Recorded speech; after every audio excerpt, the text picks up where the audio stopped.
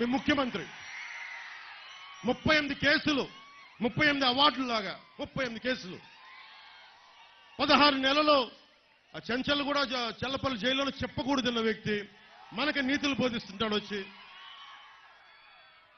ప్రతి జగన్ బతికి ఎలాంటిదంటే ప్రతి శుక్రవారం రాగానే వణుకొస్తా ఉంటది, ఈ రోజు ఎలా ఎగ్గొట్టాలి అని.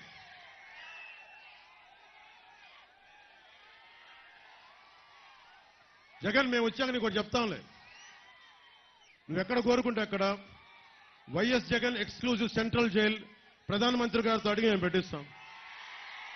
ప్రధానమంత్రి గారు ఒకటే చెప్పారు మొన్న, బర్మార్ జిల్లా రాజస్థాన్లో ఒకటే మాట అన్నారు, కరప్ట్ చేసినోడు ఎవడైనా సరే జైలుకు పంపించడం ఖాయం అని.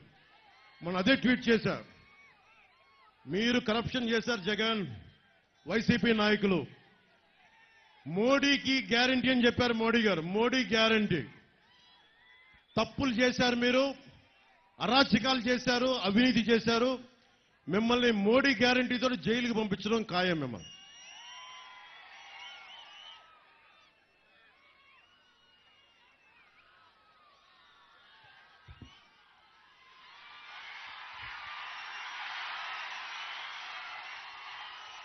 బాగున్నా.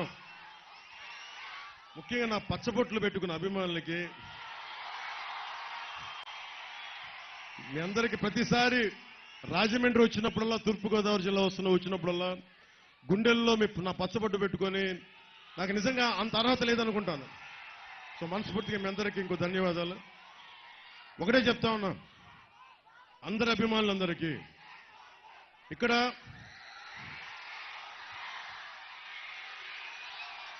మెగాస్టార్ చిరంజీవి గారు అభిమానులు ఉన్నారు, రామ్ చరణ్ గారు అభిమానులు ఉన్నారు, జూనియర్ ఎన్టీఆర్ గారు అభిమానులు ఉన్నారు, ప్రభాస్ గారి అభిమానులు ఉన్నారు, మన గుంటూరు కారం మహేష్ గారి అభిమానులు ఉన్నారు, పుష్ప అల్లు అర్జున్ గారి అభిమానులు ఉన్నారు. హీరో లిస్ట్ చాలా ఉంది. సో అందరు హీరో అభిమానులకి చెప్తున్నా, ఎప్పుడన్నా సరే తెలుగుదేశం పురంధేశ్వరి గారి మనందరి ఆంధ్ర రాష్ట్రానికి తెలుగుతనానికి ప్రపంచ వ్యాప్తంగా గుర్తింపు తెచ్చిన శ్రీ నందమూరి తారక రామారావు గారు ఏ రోజు కూడా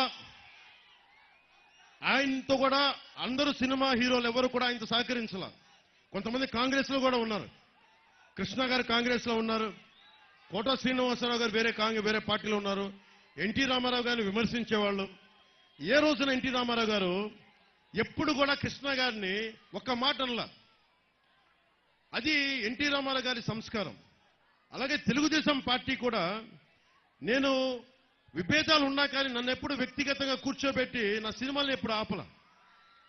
మీ అందరూ అభిమానించే, ముఖ్యంగా ఆ రోజున చిరంజీవి గారిని, ప్రభాస్ గారిని, మహేష్ గారిని, వాళ్ళ ముగ్గురిని నడిపించి, ఎక్కడో ఇంటి బయట ఆపించి నడిపించి, కనీసం భోజనం కూడా పెట్టకుండా ప్రైవేట్ మీటింగ్ జరుగుతూ ఉంటే, అసలు ఆ మీటింగ్ జగన్కి చిరంజీవి గారికి సంబంధం లేదు. జగన్కి మీరందరూ గుండెల్లో పెట్టుకున్న లక్షలాది మంది అభిమాన నాయకులు అంటే జగన్కి కుళ్ళు. ఆ కలుగులో ఎలుకది తట్టుకోలేదు. పాప నిన్న కాకినాడ ఆదిత్య కాలేజీలో గర్వంగా బయటకు వచ్చాడు. దేనికి వచ్చాడు? CM sir thank you sir, CM sir thank you అని చెప్తామని వచ్చారు. అక్కడ జరిగిన విషయం వేరే అనుకోండి.